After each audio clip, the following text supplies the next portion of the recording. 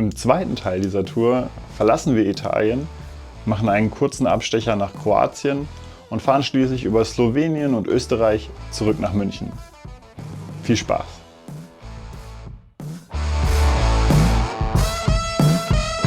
Nach dem Frühstück verlassen wir Bassano und machen uns über die Bundesstraße auf dem Weg nach Magnago.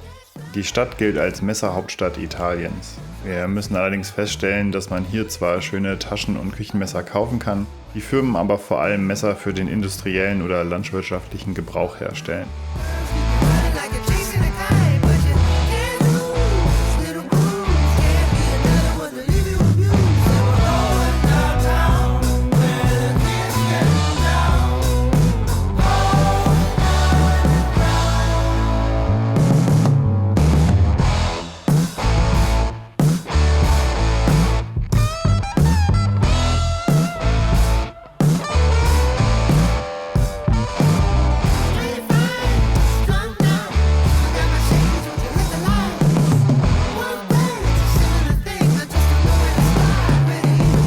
Hinter Magnago beschließen wir, unseren Weg über die Autobahn fortzusetzen, bevor wir vor Triest die letzten Meter auf der Bundesstraße zurücklegen.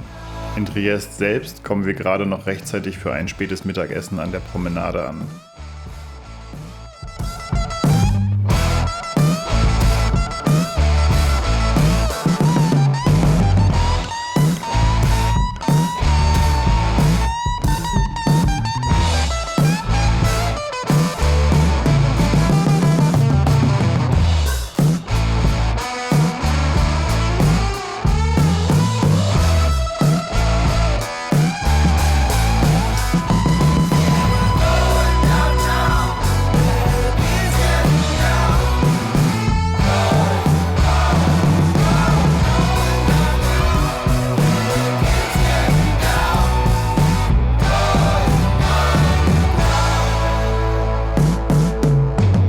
Wir haben uns in den Kopf gesetzt, dass wir zumindest einmal ins Mittelmeer springen wollen und suchen uns deshalb eine Unterkunft im kroatischen Umag.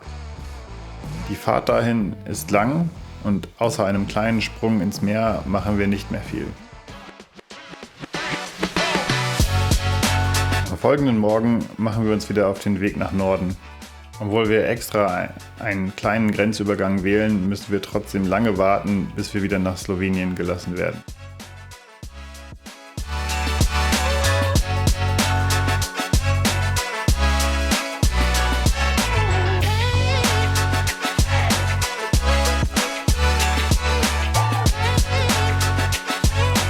Über kleine Straßen fahren wir nach Postojna. Hier wollen wir uns eigentlich die zweitgrößte Tropfsteinhöhle der Welt ansehen. Leider sind die Corona-Auflagen aber so strikt, dass wir spontan gar kein Ticket kaufen können. So bleibt uns nur ein Mittagssnack auf dem Parkplatz, bevor wir weiter in die slowenische Hauptstadt fahren.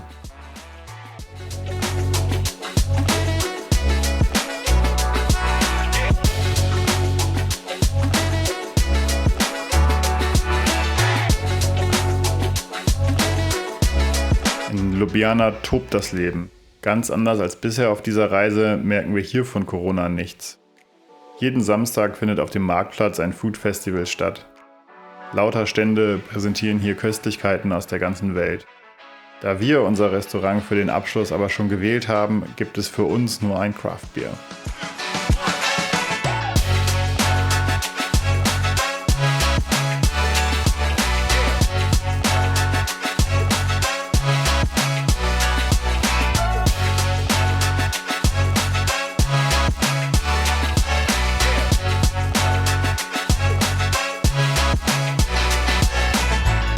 Andern Tags fahren Annika und ich alleine weiter.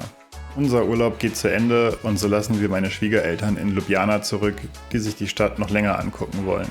Unser erstes Zwischenziel an diesem Tag heißt Bled.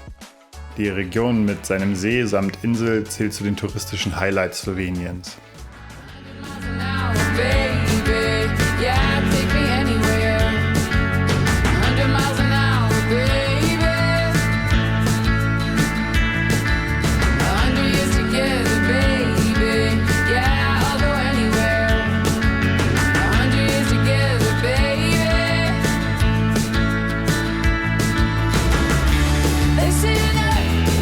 My rock and roll shoes, I keep dancing. Landschaft ist auch traumhaft schön, nur schwenkt leider das Wetter wieder in Regen um. Über den Wurzenpass fahren wir diesmal ohne Grenzkontrolle nach Österreich. Wir bleiben auf der Bundesstraße und so erreichen wir am Nachmittag ein kleines Gasthaus kurz vor Heiligenblut.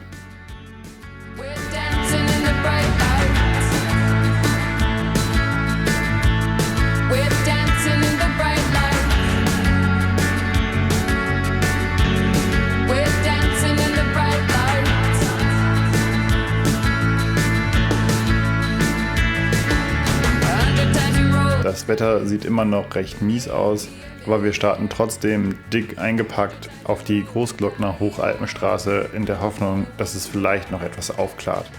An der Mautstation müssen wir dann ernüchtert feststellen, dass es in den Bergen eher schlimmer als besser wird. Mit zum Teil nur 3 Meter Sicht kämpfen wir uns durch die Wolken.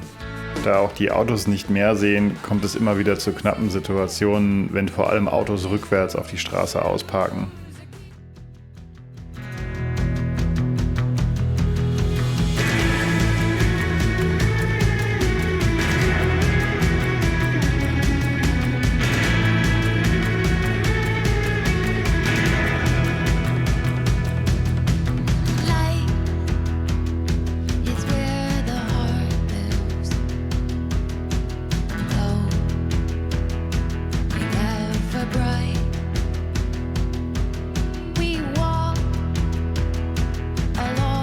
Ganz so glücklos sind wir dann allerdings doch nicht. Hinter Zell am See kommt die Sonne wieder raus und wir können unseren Mittagspicknick bei angenehmen Temperaturen machen, bevor wir über die österreichische Bundesstraße und die deutsche Autobahn zurück nach München fahren.